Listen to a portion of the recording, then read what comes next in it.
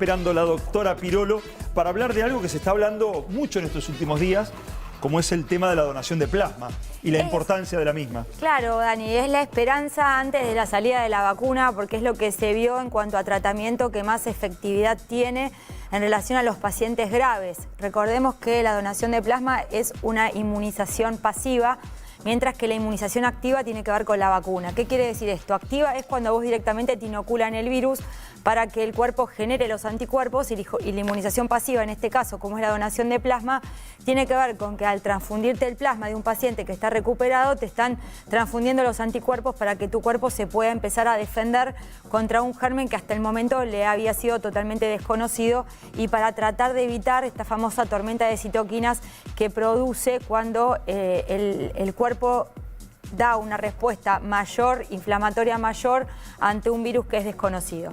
Entonces, como vieron que el tratamiento en las personas en las que estaban sobre todo internadas en terapia intensiva con un mayor peligro, como fue el tema también que le pasó a Martín Insaurralde, que por suerte ya le dieron de alta y tuvo donación de plasma, en algunos casos está surgiendo bastante efecto, y también viene en otros países donde también fue algo positivo el tema de la donación de plasma. Entonces ahora acá en nuestro país están incentivando a aquella gente que tuvo el coronavirus y que ya está curada y que tiene anticuerpos suficientes, que se acerque para poder donar plasma. Entonces me pareció interesante contarte a vos y a la gente que nos está viendo quiénes son los posibles candidatos, primero a donar sangre y después en particular cuáles son las características especiales que tienen que darse para que pueda ser donante de plasma en el COVID-19. Así que tenemos la primera placa que habla de donantes en general, que los requisitos básicos para donar sangre tienen que ver con,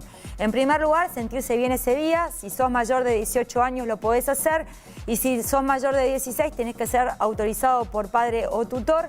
Tenés que ser menor de 65 años o, en el caso de ser mayor, que un médico te autorice a decir que no tenés enfermedades asociadas para poder ser donante de sangre, y pesar como mínimo 50 kilos. Esto es la donación para donar sangre, básicamente las características para donar sangre en general. Después vamos a lo particular, quiénes son aquellas personas que no estarían en condiciones de donar sangre, no solamente de donar plasma, sino de donar sangre.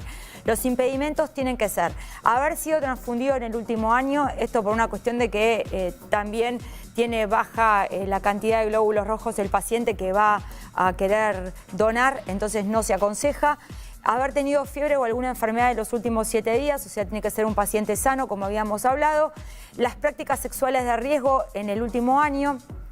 Hay más en la siguiente placa de más impedimentos que estarían para no poder donar. Haberse realizado tatuajes o perforaciones en el último año, haber tenido una intervención quirúrgica o una endoscopía. Esto es frecuente en la gente que tiene patologías en la boca del estómago, en el estómago o en el aparato digestivo, que a veces por control se les hace endoscopía, o estar embarazada o haber amamantado. Esto es los impedimentos generales. Ahora, también hay algunas características particulares para ser donante de plasma, y esto finalmente el que lo va a terminar de decidir es la gente que va a tener que hacer esta transfusión. Pero en el caso del coronavirus, otras cosas que se tienen que dar para que el paciente pueda ser donante es haber estado asintomático en los próximos 21 días, que tiene que ver con la siguiente placa, 21 días anteriores sin síntomas o con un test negativo en 2 ocasiones. Ese test tiene que ser de PCR. ¿Por qué aclaro esto? Porque mucha gente es asintomática y se sabe que los pacientes asintomáticos que cursaron la enfermedad también generaron anticuerpos y pueden donar. ¿Y en qué 2 ocasiones se da el test? Con una diferencia de tiempo, de días, claro, para que ya uno tenga la certeza que ya de que cursó la enfermedad y ya terminó, está libre. Y que está libre de virus. En algunos países lo que no se hace, el PCR, es para dar de alta, pero no es lo mismo las características que tiene que dar un paciente cuando vos lo das de alta que cuando tiene que ir a donar. Claro. Porque bueno, vos podés dar de alta a un paciente suponiendo que ya no tiene virus, pero para ser donante sí tiene que tener una PCR negativa.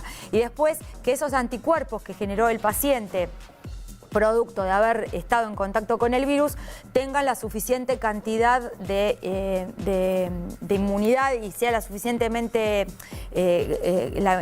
cantidad de esos anticuerpos para poder generar inmunidad a la persona que se los vas a pasar.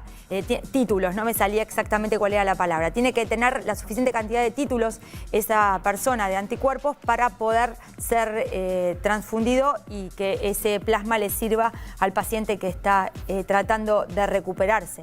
Entonces, en definitiva, eso lo va a terminar de decidir la gente que tiene que elegir. Para que te des una idea, de 10 pacientes recuperados, solamente 2 están en condiciones de donar plasma. O sea que hay que hacer un estudio bastante minucioso de cuáles son las personas que realmente pueden ser potenciales dadores de plasma. Pero lo bueno de esto es que cada persona que dona puede ayudar a 3 pacientes. O sea que el poder donar plasma le puede servir incluso hasta 3 pacientes. Y que la cantidad que se tiene que tener en cuenta para esta donación es, si suponete yo necesito el plasma y peso 70 kilos, son 200 centímetros cúbicos de plasma por 70 kilos de peso, los que me van a transfundir. Y es en una sola vez que se transfunde.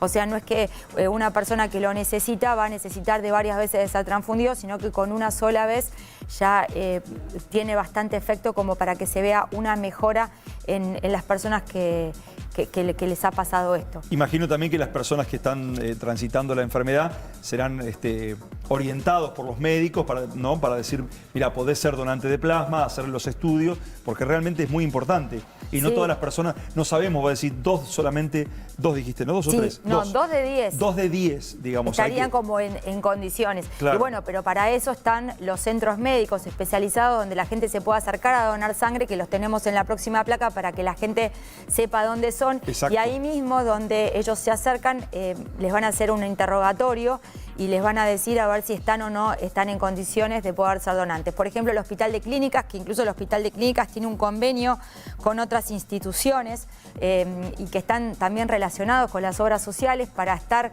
en conexión y saber cuáles son aquellas personas que tuvieron coronavirus, porque recordemos que es una enfermedad que uno la tiene que declarar cuando la tiene. Entonces eso está en todas las obras sociales, en todas las instituciones por donde pasaron estos enfermos. Entonces directamente desde ahí se pueden las instituciones coordinar para llamar incluso a los pacientes para decirles que se podrían acercar.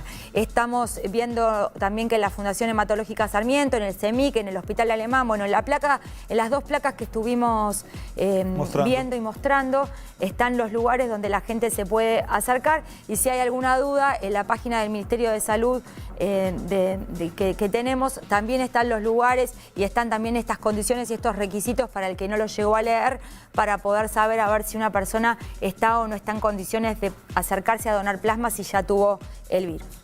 Muy bien, muchísimas gracias, Ceci, muy completo como siempre. Señor director, tengo que ir a verla a ella, así que usted ya sabe.